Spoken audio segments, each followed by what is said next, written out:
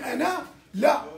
الناس اللي وقعوا الرشيد نقاز هذا اللي كانوا يقول له يشوفوه ويعرفوه، ولا وقعوا الرشيد نقاز الميكانيسيين اللي شافوه البارح؟ لمن وقعوا الناس؟ الحقيقة الاول صح، هو شغل دايروا شغل غير صح. كيفاش دير انت الان؟ انا عطيتك الثقه عليك انت، يجيني خوك توام زايد كيما انت ولونه كيما انت، يقول لي واش اسمك انت؟ ذكرنا عليلو. يجي يقول لي انا عليلو، هو اسمه عمار. لا، ممكن يخدعني لانك راكم تتشابهوا. فهمتك بصح لازم ما نمشوش بالخداع. فهمتك صح. السياسه انبل العلوم كما يقول ابن خلدون، لكن متى تكون انبل العلوم؟ عندما يكون الناس يتعاملوا بنبل بإخلاص. صح. اسكو خداع الشعب ولا خداع؟ هو خداع يلون تيبيليت. لا الشعب، لا الشعب، لا هما يقدروا يسجنوه بكل اسف، عطاهم فرصه باش يسجنوه. هذه في القانون يمنحها. اي قانون، هذا تلاعب. اي قانون في الارض يمنع هذا الموضوع. اخر سؤال. نعم. اسكو كاين ان اوتر موان باش يترشح؟ سيتي لو سول موا كما دارش هكذا بوحد يخلوه يترشح. وانت تظن باللي درك يخلوه يترشح؟ نعطيك مثال، هاي نجاوبك انا بسؤال. درك عندنا زوج حالات. هيا قال معليش النظام هذا وحب يتلاعب معاهم العصابه هذه ويديروهم ويقولوا هيا كاين انتخابات. هيا نفترضوا كاين زوج حالات. الحاله الاولى اللي انا عارفين لو كان النظام يديرها يروح يمشي فيها والشعب ما يغيروش. بوتفليقه يدخل هذا نقاز الميكانيسيا، مع احترامي لخوتنا الميكانيسيا والالكتريسيا وكل حرام يخدموا بيديهم، دخل في الانتخابات، فاز بوتفليقه. واش يولي كان ارنب، يولي خونا هذا ارنب، لان النظام دائما يختار صاحبه اللي يجيبه هو. الاحتمال الثاني هيا نديروا احتمال واحد اخر، هو مش معقول بصح نفترضوا انه يصرى نقاز الميكانيسيا يفوز بالانتخابات. فاز بالانتخابات. هيا نقاز الميكانيسيا فاز بالانتخابات. واش يصرى؟ يولي هو الرئيس. يدير كيما داروا في الروس وكيما داروا في الترك السماني، الدستور يطلع الاخر. اوكي نقول لك اللي داروها في الترك انا سمعت هذه. نجاوبك. صح صارت في ليستوار. لا ماشي كيف. ما تقارنليش، ما تقوليش العنب هو تفاح. العنب هو عنب، التفاح هو تفاح. شوف اللي صرا في الترك اردوغان. خليني نلخصها لكم بالك الناس مش عارفينها. اردوغان كان مع اوغلو كان عندهم حزب، هذا الحزب العداله والتنميه. اردوغان دار مير تاع اسطنبول مده 10 سنين ولا 12 سنه، هو مير تاع اسطنبول. اسطنبول هذه انا نعرفها من 86. كانت مدينه قاضيه، مدينه وين تمشي يجروا موراك. كانت راك نشوف بارباس كيفاش راهو داير، يعني كانت بارباس كبيره. هذه اسطنبول تاع الثمانينات. لا الان تحسنت بزاف مقارنه مع الثمانينات. كيفاش كانت؟ قلت لك كانت بارباس صغيره كبيره. اما لا اردوغان فاز بالانتخابات واحد النهار في خطاب كما يتكلم معكم انا هنا، قال واحد القصيده، عاد واحد القصيده ماشي الشعر تاعو، الشعر تاع واحد تركي شاعر. القصيده هذه فيها مدح للرسول ومدح للاسلام. العلمانيه التركيه علمانيه متطرفه جدا كما فرنسا. يا اخي فرنسا افضل مقارنه مع العلمانيه التركيه اللي كانت سيده. اما لا قالوا له بابا راك تكلمت على الاسلام، معناه راك خرقت القانون العلماني. حكموا عليه بالسجن، نظن سجنوه عام وقيلا. كي سجنوه عام فقد ما يسمى بالاهليه المدنيه، معناها ما تقدر لا تفوتي لا يفوتوا عليك، ما تنتخب لا ينتخب عليك. لكن في نفس الوقت اجرات انتخابات وفاز حزب العداله والتنميه بالانتخابات. نظام برلماني. كاين فرق ما بين النظام الرئاسي اللي سايد في الجزائر والنظام البرلماني. النظام البرلماني هذا يسمح انه انت اليوم راك رئيس وزراء، انت رئيس الحزب راك رئيس وزراء، وغدوه تخلي بلاصتك للنائب نتاعك. هذه في القانون عندهم. احنا في القانون ما عندناش هذه.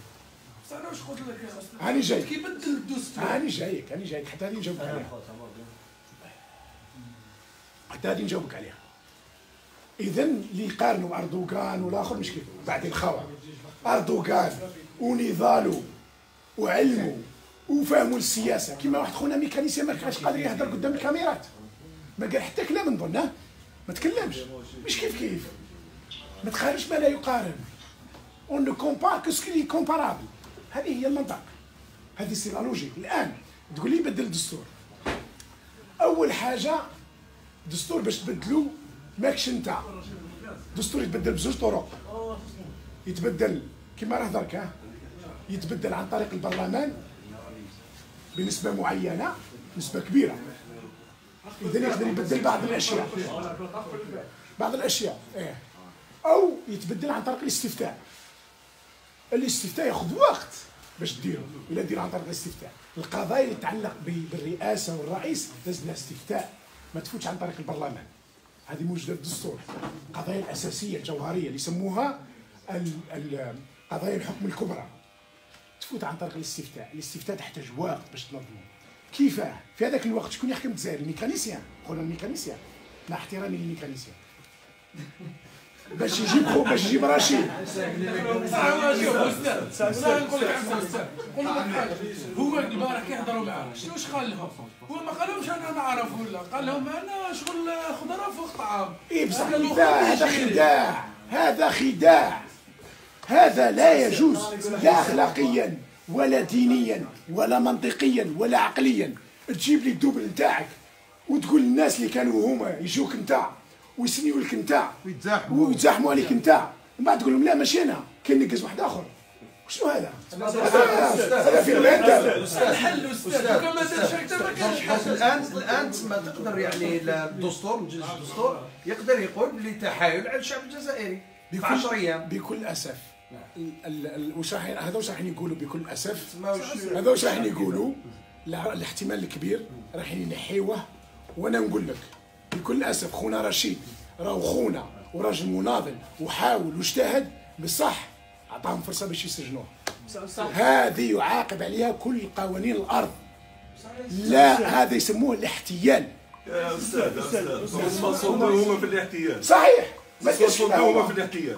هو انا راني ضده باش نكونوا واضحين، باش فوالا مين نهضروا هضره حق. نعم. هو دخل في اللعبه السياسيه فعنده 4 سنين، لقاهم باللي محتالين، مشى باش يقدم نفسه، قالوا له لا، وهو على باله باللي لا، دار بلون بي. درك حنا كي نحكيو، بارك الله وصيف فيك، بارك الله. درك حنا كي نحكيو باللي موان دبار.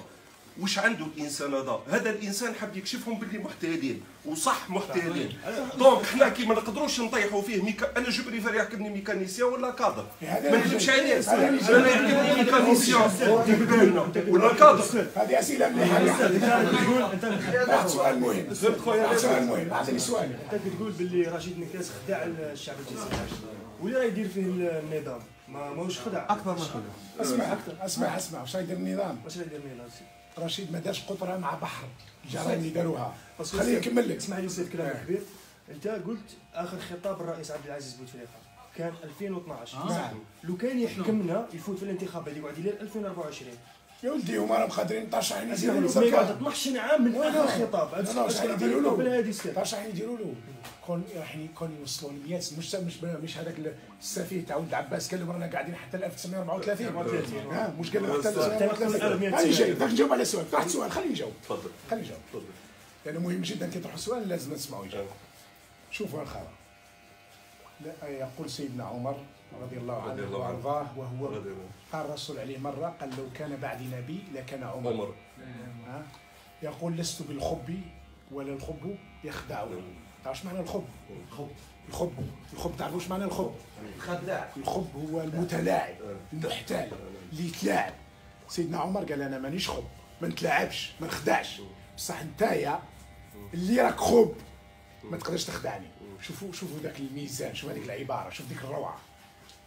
انا ما مانيبيليش، بصح تي بو با مانيبيلي. جو سوي با مانيبيلابل. كيما الشعب ما كانش مانيبيلي. بالضبط. شفتوا الشعب كيفاش خرج؟ هاني جاي. هذه وحده، هذه القضيه الاولى، القضيه اخلاقيه. وهو سيدنا عمر رسم لنا الخط. طبعا الرسول صلى الله عليه وسلم عنده عشرات الاحاديث في هذا.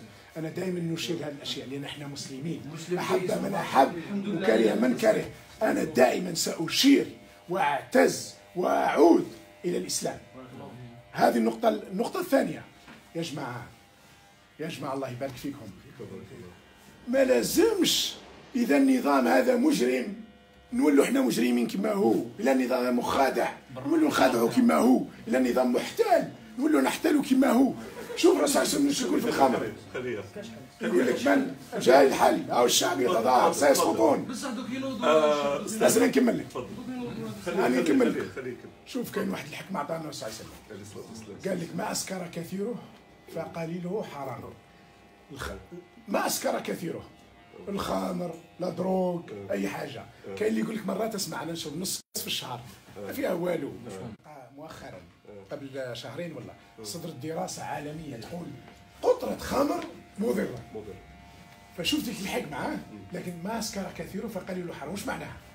معناها اي شيء، وهذا قياس، معناها اي شيء اذا في احتيال، اذا الاحتيال كبير، الاحتيال الصغير حرام، الى المكر الكبير حرام، المكر الصغير حرام، الى السرقه الكبيره حرام. ليه واحد كان يقول لك يسرق بقره، يسرق بقره ويسرق بيضه، ماهوش كيف بصح في السرقه هي نفسها. لازم السياسه اخلاق، وإلا درنا كيما هما والله ما نروحوا بعيد. يا استاذ انا من المتتبعين تاعك، الله يبارك فيك. فيك بارك الله. شوف كل يوم الله يفتيك راني دروكي بالله يفتيك، راني نتفق معك على 90%. الله يبارك فيك. مليح 90%. انا حتى كي نتفق معك راني لا 90. مين المشكل؟ نعم. نعطيك مثال، انت ملي بديت تسمى في البيريود هذه انت قاعد تقول باللي يسقطوا. نعم. انا مع لونطوراج تاعي قاعد نقول ما يسقطوش. علاه؟ باسكو امبوسيبل ما كانوش يستناو في المظاهرات هذه، ما كانوش يستناو في الشعب يخرج. ils sont pas préparés pour partir. انت والونتوراج تاعك قالوا كيما قالوا توانسه على بن علي ما يسقطش، سقط ولا ما سقطش؟ شكون؟ لا اسمح لي هادو راهم داو لي مليار بوندون من 62 وعندهم الارزاق تاعهم في الجزائر، راهم الجزائر مالكينها. باه تجيه انت ولا انا ونقولوا له غدوه تخرج معايا، بنقولوا له غدوه تخرج وسي بون، وعلى بالهم باللي الشعب راه يحاكمهم. والله العظيم ما خرجوا حتى يموتوا 10 ملايين. اسمح لي لا بروف، انت قلت السمانه الجايه يخرجوا، السمانه الجايه اقصى حد ما راحوش. لا ما قلتش قلت 95% لا ما قلتش انا يخرجوا السنه الجايه. اسمع ما يروحوش. لازم نكون استنى لازم تفهموا واش نقول. تفضل. انا ما نقولش السنه الجايه يطيحوا ولا يخرجوا. قلت 95%. لا قلت ما يقدموش. قدم. اي استنى نقول لك. تفضل يا صاحبي خويا، هل هناك عاقل في الدنيا يقدم واحد ميت؟ انت تامن باللي بوتفليقه يقدر يحرروا يا ودي انا ما نشمش فيهم الكل. اي بصح انت راني الجيري درت عليها كروا على جال، ما وليت نحشم نقول بلي راني الجيريان من الاخر. لا احنا دي زالجيريان يا خويا احنا دي زالجيريان اون لي سور. اسمع خليني نكمل. شوف يا جماعه في 53 وال 55 او 54 قبل نوفمبر، في اول نوفمبر 54 راكم واقفين وانا قاعد سامحوني. في 54 كي بدات اول نوفمبر شوفوا واش قالوا الناس الجزائريين. اول في العشرينات جا واحد قال كان الصوفيه اللي فرنسا مانيبيلاتها، دخلت فيها ومانيبيلاتها. الصوفيه في القرن التاسع عشر هي اللي حاربت فرنسا، لكن في القرن العشرين اخترقتها فرنسا ولعبت بها كما راهم مدخليه اليوم بعض الملتحين. جا واحد قال صوفي قال اسمعوا يا جماعه، جمعوا الجزائريين هكذا في فرنسا، جمعتهم كاع وجابوا لهم هذو الصوفيين هذو، قالوا لهم تامنوا بالمكتوب؟ قالوا نعم. كون نقول لكم انا راك تامنوا بالمكتوب؟ تقولوا اي نامنوا. قدر. تعرفوا باللي المكتوب من عند ربي؟ اي نعم القدر من عند ربي. تعرفوا باللي فرنسا قدرنا؟ ايه راهي هنا هي اللي راهي وشنو قدرنا. دونك انت كنت تقول راك في فرنسا مثلا، فرنسا تقدرت. اطيعوا الله واطيعوا الرسول. قالوا استنى واش قالوا؟ قال لهم القدر من الله وقدرنا فرنسا، ومن حارب فرنسا فقد حارب الله وعصى الله. الناس ضربت 21 سنة جزائريين الأغلبية اللي سمعوا هذا الخطاب، لكن كان في نفس الوقت كانوا زوج عظماء، كان بن باديس من جهة ومصالي من جهة.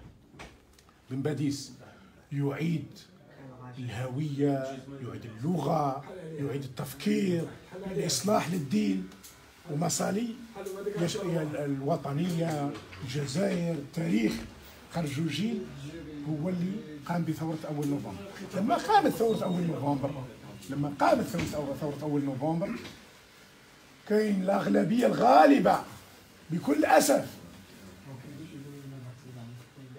كاين الأغلبية الغالبة يا إما تفاجئت وجزء من الجزائريين جزء، وكان بعض منهم ما كانوش مجرمين ولا يقول لك شكون هذو يخرجوا فرنسا، شكون يحكمنا كي تخرج فرنسا، شكون يحكمنا كي تخرج فرنسا.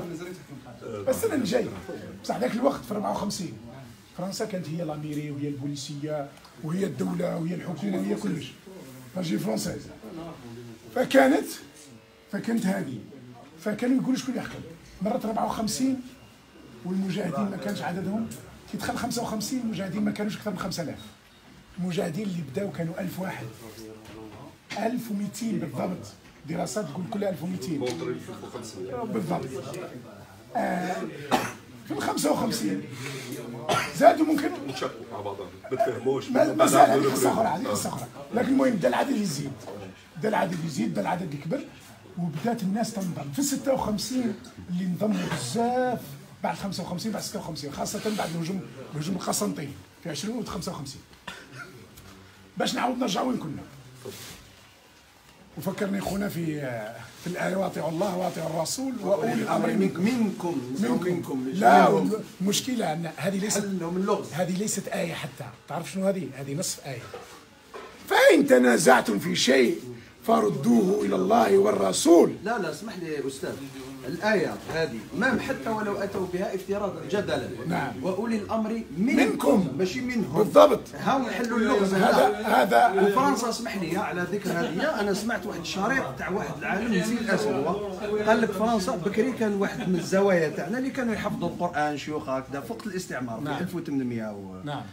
قال لك كان واحد الشيخ أعمى، هذه شفتها من عند واحد العالم يهضر عليها في إبان الثورة في لايف إبان الثورة تاع الاستعمار فرنسا نهار خرجوا المطابع بكري كانوا يدونوا ما كانش المطبعة الثورة الصناعية. كي جات الثورة الصناعية جاءت بالمطبعة. صحيح. فرنسا جابت بالمطبعة، حبت تدير الخير في الشعب الجزائري، قالت لهم نطبع لكم زعما نطبع لكم القرآن. نعم. حكمت القرآن، فلاتوا مليح قراتوا، لقات هذه الآية هذه خطيرة، هذه الآية حكمتها كتبت القرآن صحيح غير منكم، نحاو كلمة منكم وأطيعوا الله وأطيعوا الرسول وأولي الأمر، نحات منكم وطبعت. قال لك هذا الشيخ هذا مكفوف ما يشوفش، يحفظ الدراري صغار القرآن، كي يبدا يقريهم القرآن عباك تقرا القرآن يجي تحط يحفظ لك الشيخ تجي تتلي عليه هكذا باش يشوفك.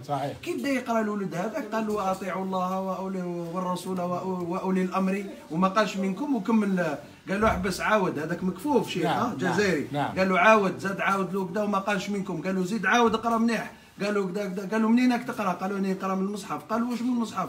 قالوا لي طبعته لنا فرنسا. امر احراق كاع المصاحف لانه كلمه منكم تنحات. تسمى فرنسا كانت حابه تمرر هذا الخبث هذا مع الوقت يجي جيل باش تقول له بلي اطيعوا الله واطيعوا الرسول واولي الامر وتنحي منكم ونحن ولاة الامر تاعكم. صح كي تخلي منكم تسمى من المسلمين ماشي من الكفار. ما شاء الله. فاثبت هذا الكفيف البصير اعجاز القران ان الله حافظ هذا الكتاب بالضبط. فباش نعاودوا للموضوع باش نلخصوا لان رحنا شويه وسعنا، نعاودوا نرجعوا للموضوع مهم. القاعده الاساسيه انه اي مشروع حضاري اذا حبينا نبنوا حضاره، إذا حبينا نبنوا دولة، إذا حبينا نبنوا مجتمع، راه ما يتبناش بالخداع، ما يتبناش بالكذب، ما يتبناش بالاحتيال، ما يتبناش. علاه الآن يسود الاحتيال داخل الشعب الجزائري؟ علاه كاين احتيال؟ كاين احتيال ولا ما كاينش؟ غير هو كاين خداع ولا ما كاينش؟ كاين غش ولا ما كاينش؟ كاين حديث للرسول صلى الله عليه وسلم صارخ: من غشنا فليس منا. من غشنا نحن. نعم. نعم.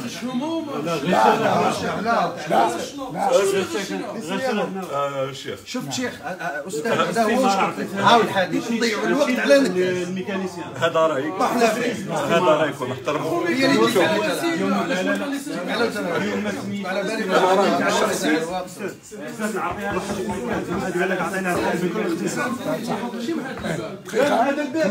كمل.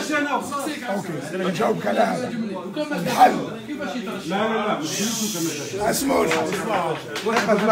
اسمعوا الحل من وجهة نظري. اسمعوا الخوة الحل من وجهة نظري. راهم يسمعوا الخوة كاع. اسمع.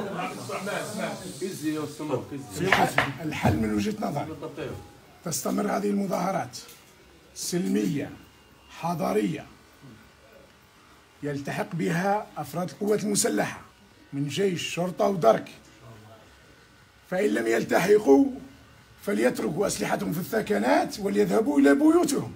من الأفضل أن تروح لبيتك وتخسر المنصب نتاعك ولا الوظيفة تاعك من أنك تقتل خاوتك. إذا راحوا القوات المسلحة يعني جيش الشرطة درك مع الشعب والمخابرات اللي راحوا مع الشعب، النظام هذا يسقط ما عنده ولا شيء، ما عندهم ولا شيء، شادين البلاد بالعصا. فهمت؟ وإذا ما راحوش وإذا خاوتنا راحوا لديارهم النظام يسقط، العصابة تسقط، ومن بعد تقوم الجزائريين يجوا 10 ولا 15 من حكماء الشعب اللي الناس يديروا فيهم ثقة. يعني لو كان يديروا الناس استفتاء سريع، يلا اعطونا 15 اسم، يحطوا الناس مثلا 100 اسم والشعب يختار بسرعة 15 اسم تاع حكماء. هاد الحكماء يشدوا مرحلة انتقالية لمدة 2 سنين، يكونوا هما الرئيس 10 15 5 المهم يسموها فوالا يعني نوع من الرئاسة المؤقتة. هذه الرئاسة المؤقتة تشرف على ما يلي مرحلة انتقالية، يكون فيها مرحلة انتقالية، يكون فيها حكومة مؤقتة تقوم بتصريف الأعمال اليومية للناس، وزارة المالية، وزارة التجارة، الأعمال اللي راهي تقوم بها الحكومة المجرمة، تقوم حكومة مؤقتة تقوم بهذه الأعمال. ينشأ مجلس تأسيسي يؤسس، يصنع دستور جديد يوافق عليه الشعب، ثم تأتي انتخابات رئاسية، الشعب يختار رئيس، ثم مباشرة تأتي انتخابات برلمانية وبلدية وولائية. ما بين قبل الانتخابات تنشأ تنظيمات سياسية، أحزاب سياسية جديدة بأفكار جديدة بعقليات جديدة، وتقوم طبقة سياسية تمثل الشعب بالفعل.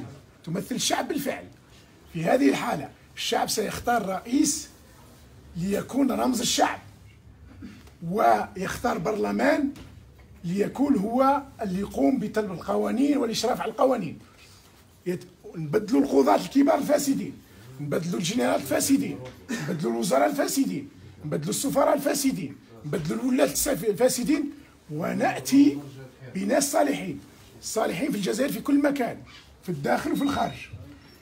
أنا لو كان يسألوني مرة ويقولوا لي أعطيني 100 اسم، نقدر نعطيهم 200 اسم صالح، 200 اسم صالح يصلح لي كوالي أو كوزير أو كسفير لكن مع ذلك ما أنا وإلا واحد منكم ومن أفراد الشعب أقول رأيي، والشعب هو السيد، هو اللي يختار واللي يحكم، والحاكم موظف عند الشعب خادم للشعب وليس سيد على الشعب.